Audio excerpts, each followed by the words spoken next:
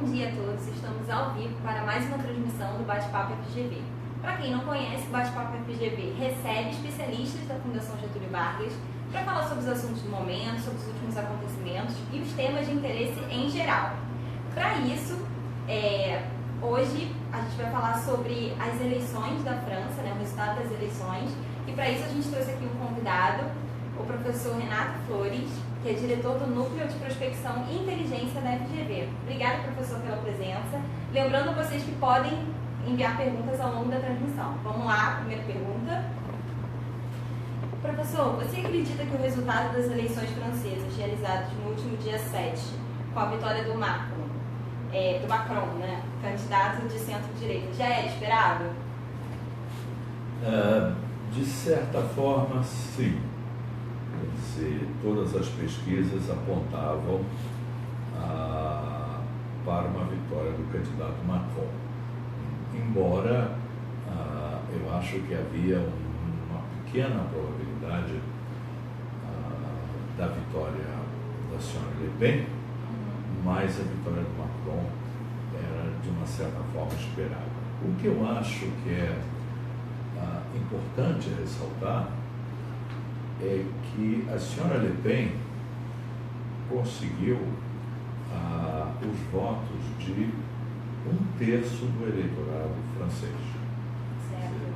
Ela não ganhou, e uma das causas que poucos acreditavam que ela poderia ganhar, é que ainda há uma rejeição não tão grande como havia, mas eu tenho um cálculo informal, não é ao momento de explicar esse cálculo, mas eu calculo que pelo menos 14% do eleitorado francês não quer de jeito nenhum Front National. Quer dizer, o que se diz Front National jamais, pelo menos 14% do eleitorado ainda não admite essa possibilidade. E aí, se a gente soma, por exemplo, 34 com 14, já está 48, já está perto. Com um pouquinho mais ela poderia ter ganho, mas dá uma rejeição por volta de 14%. Mas como eu estava dizendo, essa rejeição é muito menor do que a que existia há 10 anos atrás. Eu me permito lembrar o embate entre o pai da senhora Le Pen, o senhor Jean-Marie, quando ele vai para o segundo turno e há uma coalizão total de todos os partidos em torno de Jacques Chirac, que não era, por exemplo, absolutamente o candidato do gosto dos socialistas, mas todos se unem, e o senhor Le Pen, no segundo turno, eu acho, não estou aqui com os números precisos, mas ele tem no máximo mais ou menos 1% a mais do que ele teve no primeiro, mostrando a extensão da rejeição ao Front National. Quando você chega nessa eleição, a senhora Marine Le Pen, que primeiro já tinha tido um score muito superior ao do pai dela, em pelo menos 6 pontos percentuais, ela ainda ganha 12 pontos. Então, eu acho que esse é um ponto importante. É verdade que essas coisas são dinâmicas, digamos que tudo pode acontecer, mas a senhora Marine Le Pen, ela hoje em dia detém, sem ter feito nenhuma aliança, 1/3 do eleitorado francês. Isso é que eu acho que é mais importante do que essa vitória que era, de uma certa forma, esperada. Certo. Seguindo, a vitória de Macron pode ser considerada uma opção pela política de engajamento com a União Europeia. Isso significa que não há possibilidade de ruptura durante a gestão dele? Sem dúvida. Isso aí é uma coisa... Não há a menor dúvida. Quer dizer, o candidato Macron, ele deixou claro durante toda a sua campanha, ele era pró-europeu e eu acho, de novo, tudo pode acontecer, principalmente nesse mundo atual, com tantas reviravoltas, mas isso eu acho que é uma coisa que não há dúvida. Durante todo o mandato Macron, a França terá um papel importante na União Europeia. Isso significa, tanto que em Bruxelas houve um alívio enorme com a vitória de Macron. Quer dizer, Bruxelas, estou usando Bruxelas pela União Europeia. Europeia, né, usando a cidade pela associação, Bruxelas ficou completamente aliviada, e isso é uma certeza, não há a menor dúvida. Há grandes problemas com a União Europeia, há problemas tanto com a União quanto com o euro, mas, por exemplo, eu acredito que o senhor Macron, nem coisas que às vezes se cogitou, como, por exemplo, sair da área Schengen e tal, nem isso acontecerá. A França, durante o mandato Macron, será um membro fiel e, provavelmente, com muita certeza, atuante da União Europeia. Certo. Na sua visão, quais os primeiros desafios políticos que o Macron deve enfrentar diante do cenário que se encontra às vésperas das eleições legislativas? Certo. Aí começa o elenco de questões sobre o senhor Macron. O senhor Macron não tem um partido, o que no sistema francês é um problema. Quer dizer, nós vamos ter eleições agora e ele, embora tenha começado algum tipo de estruturação durante a campanha dele, ele não tem um partido. Então, uma das coisas que ele realmente... Foi fundado há um ano, né? O partido dele é muito recente. Não é um partido, é um movimento. Sim, não chega a ser considerado partido. Não é um partido, não é um partido, digamos, padrão, como os outros. Ele tem que formar um partido. Sim.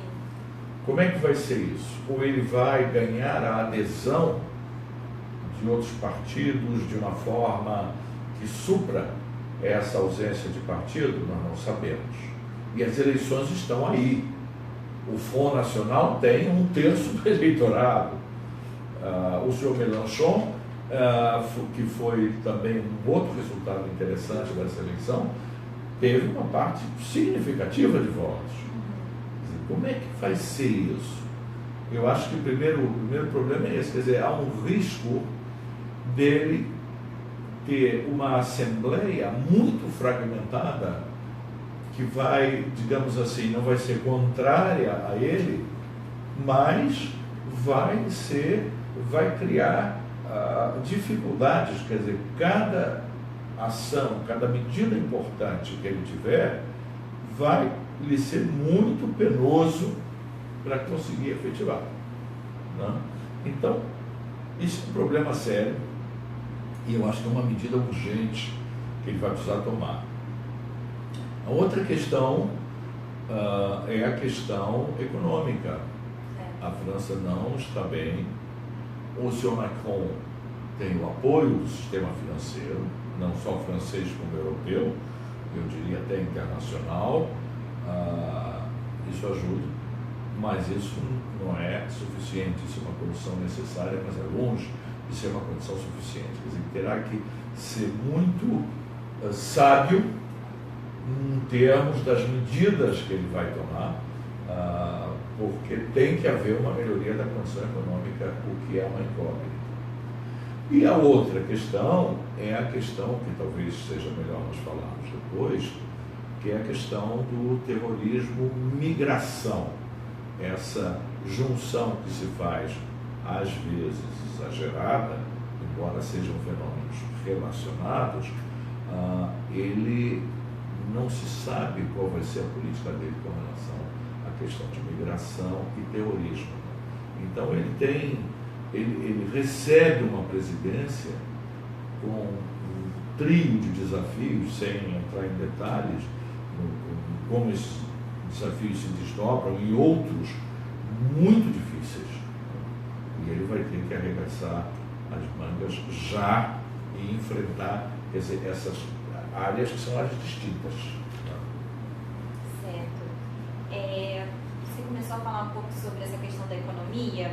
Uma outra pergunta que a gente queria fazer é que outro desafio apontado pelos analistas é a recuperação da economia, bem como em toda a zona do euro. Inclusive, foi uma das promessas da campanha do Macron. Quais as ações que o candidato eleito pode tomar para que essa promessa se efetive na sua visão? Olha, eu, graças a Deus, não estou na equipe econômica do candidato. Então, eu não sei exatamente o que ele irá fazer. Durante a campanha, ele falou muitas coisas e um bom número de vezes de forma contraditória. Nas redes sociais até, pequenos filmezinhos que se pode ver, onde ele numa cidade ele diz uma coisa e um mês depois em outro lugar ele diz quase que o contrário. Agora, a questão é o seguinte, a grande questão da França, que é uma questão com a qual outros países europeus se debatem, é o problema da inovação. A Europa em geral e a França, que já foi um país líder de inovação, ela está cada vez mais perdendo o seu protagonismo na economia mundial como uma economia inovadora. O que significa que as suas exportações,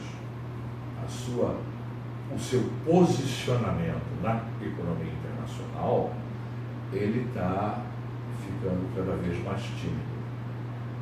E isso é um problema hoje em dia, e é um problema que tende a se agravar. Como é que a França retoma uma posição de uma economia inovadora e competitiva? Não sabemos.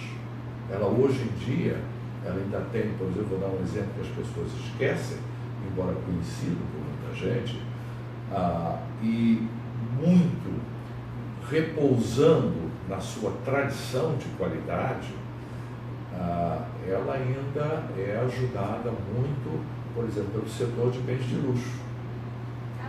Então, por exemplo, toda a parte vinícola, a parte de perfumaria, que as pessoas esquecem, acessórios, não vou aqui fazer publicidade de marcas francesas conhecidas, são um bastião da economia. O turismo é importante.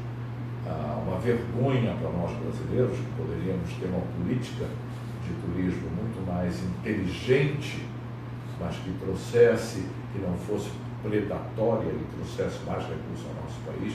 Só Paris recebe por ano mais turistas do que o Brasil inteiro.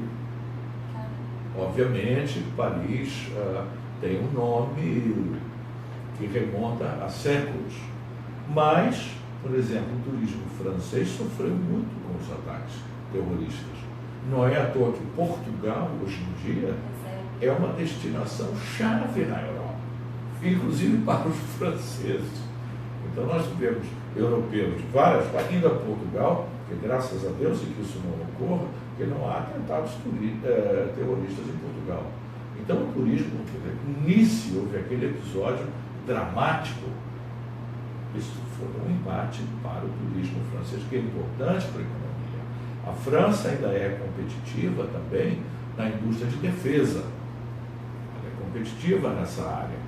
Mas, hoje em dia, não só há um ressurgimento da Rússia, que sempre foi competitiva, produzindo material simples e robusto, como na Ásia nós estamos começando a ter produtores de armamentos específicos competitivos.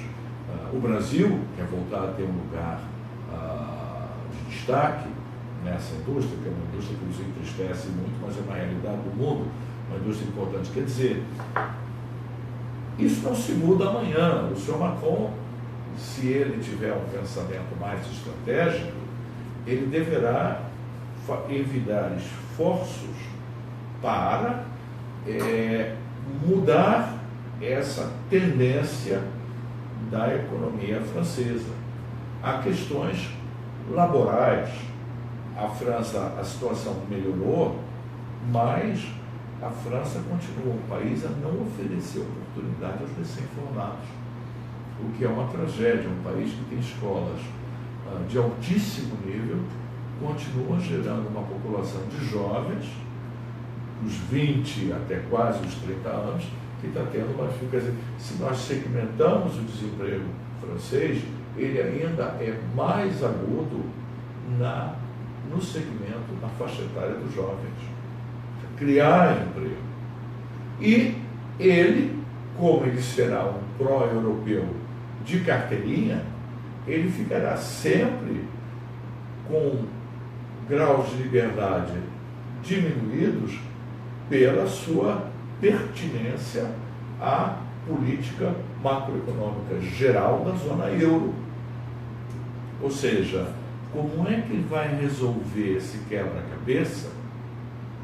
Eu não sei. É um quebra-cabeça quase tão complicado ou igualmente complicado como o que nós estamos tendo agora com a nossa economia.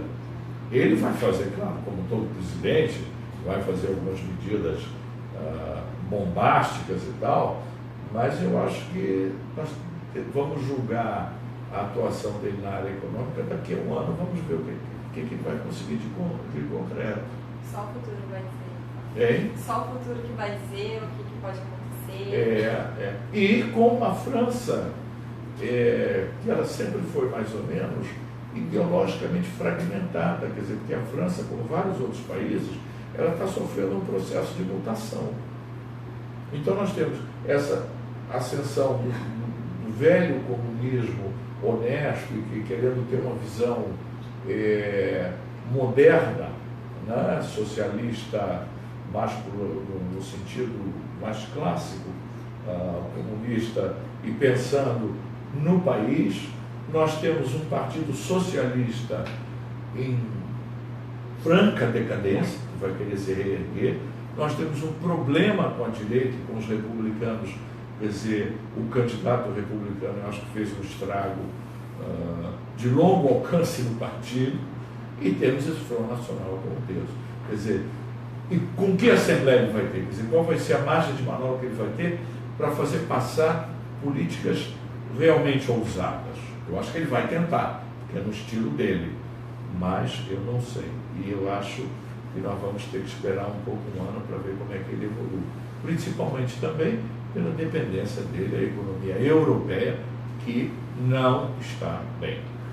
Correto.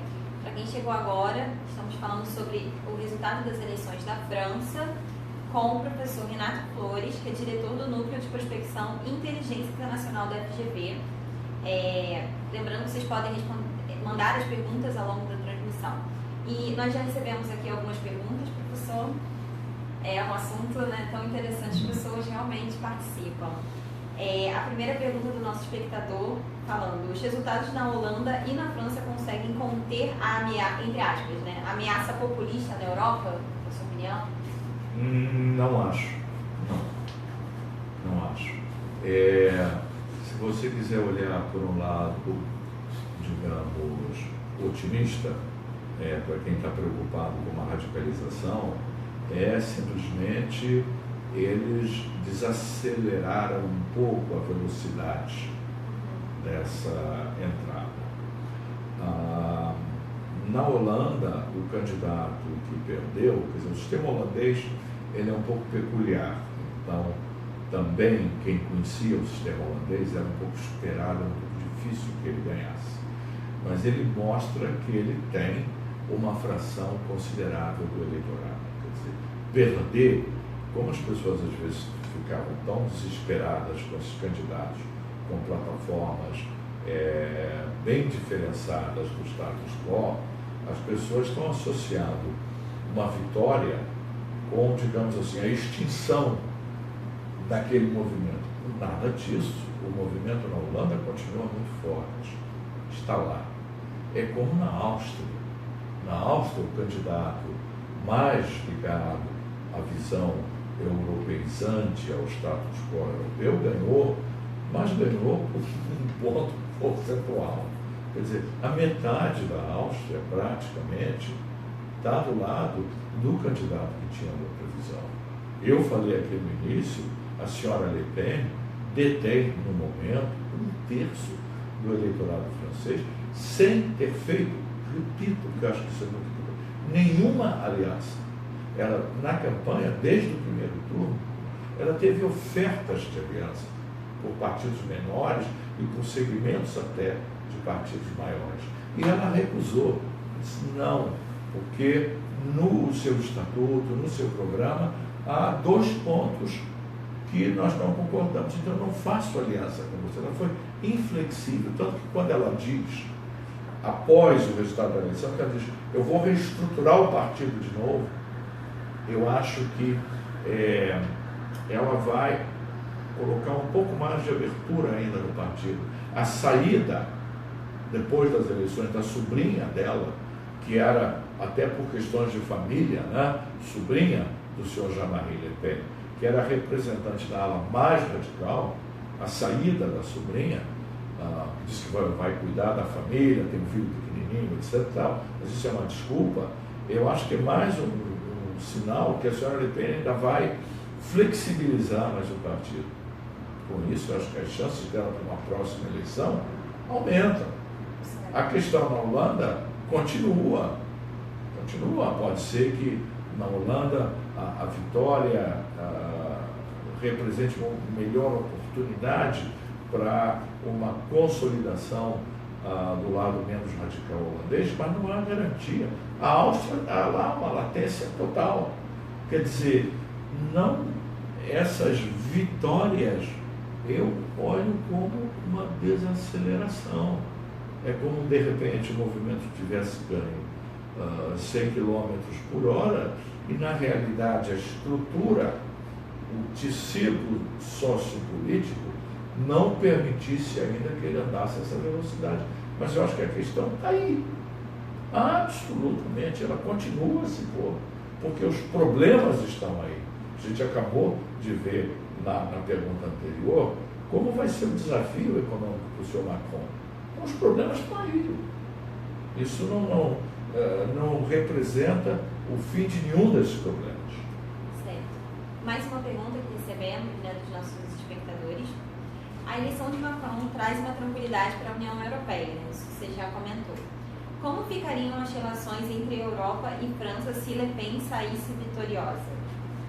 Bom, se Le Pen saísse vitoriosa, nós íamos entrar numa trajetória de conflito. A pergunta que se põe é quão administrável e quão diplomática ia ser essa trajetória. Não é? A senhora Le Pen havia mais ou menos assegurado aos seus eleitores que ela sairia do euro, ela sairia da área Schengen e sairia depois da própria União Europeia. Como na França, isso é uma coisa que varia de país para país, na França, mesmo os insatisfeitos com a União Europeia não gostariam de sair do euro, ou seja, prefeririam talvez a eliminação da área Schengen, então, por exemplo, a volta dos controles de fronteira, a mudança de certas obrigações da integração, mas não gostariam de sair do euro. Quer dizer, acho que o próprio partido dela, mas foram feitas várias pesquisas antes do primeiro turno, e mostrou que havia uma parte sensível do eleitorado, seguramente maior que 40 e poucos por cento, que não gostaria de sair do euro. A senhora Le Pen, por exemplo, flexibilizou as propostas dela. Ela disse: submeterei a referendos cada uma dessas medidas. Então, eu imagino que a sequência de medidas dela seria, primeiro, sair da área Schengen, que é uma coisa, digamos, que sob o ponto de vista da integração europeia atrapalha, correto? Porém, não é uma coisa drástica. Então, isso ocorreria. Depois, é provável que ela fizesse um referendo sobre o euro. E conforme esse referendo sobre o euro, ela daria os próximos passos. De qualquer maneira, seria uma relação mais de conflito. Não é? Embora ela tenha mostrado nos últimos anos uma considerável habilidade política, né? E eu acho que ela, quer dizer, não seria uma coisa extrema, seria uma coisa conflituosa, teria os seus passos, mas não seria extrema. E acho também, como ela já havia feito durante a campanha, depois dos resultados dessas pesquisas de opinião sobre o euro, ela iria andando com uma certa cautela. Quer dizer, então, eu não posso dizer, por exemplo, o senhor acha que no mandato Le Pen, ao final, a França estaria fora da União Europeia? Não sei. Não sei. Não tenho certeza, por causa disso. Certo. Mais uma pergunta que nós recebemos. Com o maior prazer. Na sua opinião, uma das tarefas de Macron vai ser mostrar aos eleitores de Le Pen que ele vai cumprir a promessa de reformar a União Europeia? Nosso espectador está em dúvida. Assim, eu não localizo ele ter feito essa promessa explícita. Dizer, mas eu também não ouvi todos os discursos, todos os pronunciamentos dele. Provável que ele tenha feito algum tipo de reforma. Mas veja bem, todos querem reformar a União Europeia. Os alemães querem reformar a União Europeia, os espanhóis querem reformar a União Europeia, os portugueses, que têm sofrido bastante, eu acho que até de uma forma não muito justa, com as restrições orçamentárias de Maastricht, tem tido a comissão tem sido rigorosa demais com os portugueses, com Portugal nessa área, etc. Então, todos os portugueses querem uma flexibilização no controle orçamentário, nos critérios, quer dizer, todos querem reformar a União Europeia. Isso aí, quer dizer, não há novidade. Entretanto, nós temos, no momento, uma União Europeia fraca. Quer dizer, o atual comissário não é uma pessoa carismática.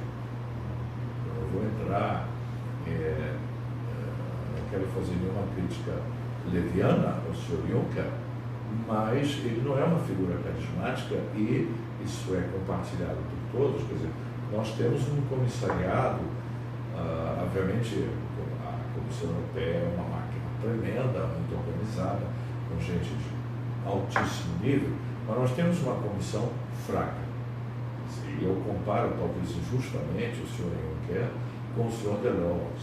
Quer dizer, Jacques Delors era uma pessoa que liderava. Então, se começasse a haver manifestações de Estados-membros, como Portugal, dizendo acho que eu não estou sendo bem tratado na parte do orçamento, a França dissesse não estamos contentes com isso, assim, a Espanha dissesse aquilo, o Sr. Delors imediatamente ele tomava a dianteira dos problemas. Nomearia comissões, faria um livro branco sobre os novos problemas, etc. A comissão atual não é uma comissão proativa, não é uma comissão que se adianta às coisas. Então, qual é o espaço de manobra que o Sr. Macron vai ter? Não sei. Eu acho que é limitado. Ele terá, porque a França, todo mundo, principalmente com a saída do Reino Unido, ainda há até no inconsciente coletivo da União, que os dois motores, quer dizer, a União anda graças ao motor a dois termos, que é a França e a Alemanha.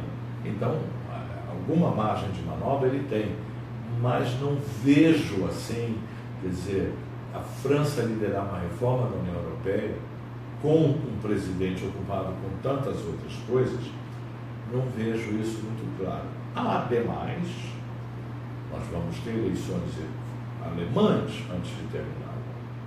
E o resultado das eleições alemãs é fundamental, inclusive para a capacidade da França em implementar mudanças no seio da União. Quer dizer, nós temos um candidato que tem possibilidades de ganhar, que é o Sr. Schulz, que é antigo presidente, né, do Parlamento Europeu. Eu, pessoalmente, eu acho que ele não vai ganhar, mas isso é o meu guess, eu posso estar errado. Eu acho que a senhora Merkel terá uma nova vitória, mas não há uma certeza absoluta. Houve agora um resultado local, no Land, que é favorável à senhora Merkel, que é uma política extraordinária, mas vamos depender desse resultado. Se a senhora Merkel ganhar, eu tenho certeza que o senhor Macron terá um apoio sempre comedido, né? Os alemães não gostam, como a natureza, né? A natura não fece de salto, a natureza não faz saltos, e os alemães também não gostam de reformas que façam muitos saltos. Mas a senhora Merkel, que é uma europeísta mais do que de carteirinha, líder, né, dos pró-Europa, ela terá maior predisposição para auxiliar o seu Macron, quer dizer, junto com ele, unir-se a ele em reformas que lhe pareçam necessárias, e muitas há. O senhor Schulz, eu acho que é mais uma incógnita. Ele poderá, de repente, anunciar, ele gosta de ler mais, com todo respeito, ele é digamos, uma personalidade mais espalhafatosa. A senhora Merkel é uma personalidade mais discreta e faz as coisas com muita discrição. O seu Schulz é mais espalhafatoso, pode ser que de repente ele se junte ao seu Macron e queiram fazer uma nova Europa, etc. Tal. Não sei qual vai ser a substância disso, porque eu realmente, digamos assim, eu sou eleitor da senhora Merkel, não sou eleitor do seu Schulz. Mas, de novo, eu acho que, no fundo, a agenda francesa do senhor Macron, respondendo à pergunta de uma forma sintética, vai ser tão pesada que eu acho que vai sobrar pouco tempo a ele para liderar ou levar uma agenda europeia que seja transformadora.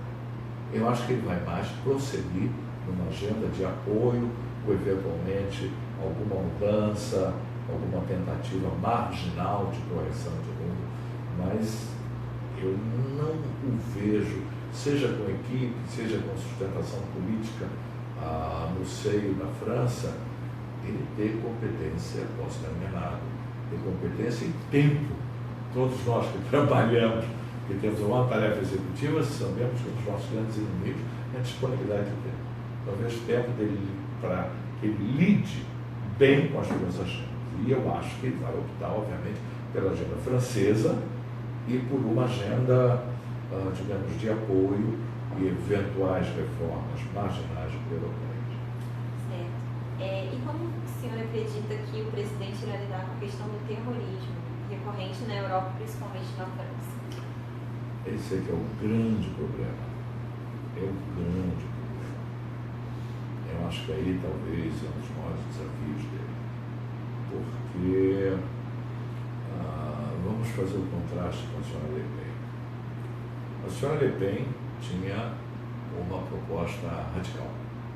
Certo. A senhora Le Pen equacionava e equaciona a migração que vem de países com preponderância da religião islâmica ao terrorismo. Então ela ia fechar as fronteiras, ela tinha propostas até de repatriar pessoas que estivessem na França, que professassem esse credo, e, digamos assim, a estratégia antiterrorista dela se baseava numa grande restrição à presença no território francês de cidadãos que professassem a religião islâmica. Isso é uma proposta muito radical. Eu não acho que isso resolva o problema. Por outro lado, o discurso migração é ótimo, migração traz diversidade, nós ficamos muito mais ricos, Europa é o país da diversidade, etc. Tal, sem medidas mais concretas, é um discurso romântico. Também não vai resolver. Existe uma questão, que é uma questão grave, essa questão é estrutural. Essa questão é extremamente relacionada ao posicionamento do mundo ocidental no Oriente Médio. Quer dizer, ela tem causas espinhosas, difíceis de serem equacionadas e até discutidas. É difícil se conseguir uma discussão equilibrada sobre diversos tumores completamente abertos e, vou usar uma imagem desagradável, soltando pus que nós temos no Oriente Médio. Nós temos procedimentos da União Europeia desastrosos nos últimos tempos. Por exemplo, a questão da Líbia é um exemplo, é um péssimo exemplo. Então, a questão do terrorismo, ela é complexa. Ela tem origens fora do território, ela tem origens históricas, ela tem origens porque as pessoas olham o islamismo e o mundo dos nossos, se eu me permito dizer, sem nenhum proselitismo, irmãos muçulmanos. A gente não pode esquecer que foram os árabes que trouxeram para a Europa a cultura grega, que estava desaparecida. Quer dizer, os tradutores de Aristóteles, os primeiros tradutores de Aristóteles eram árabes.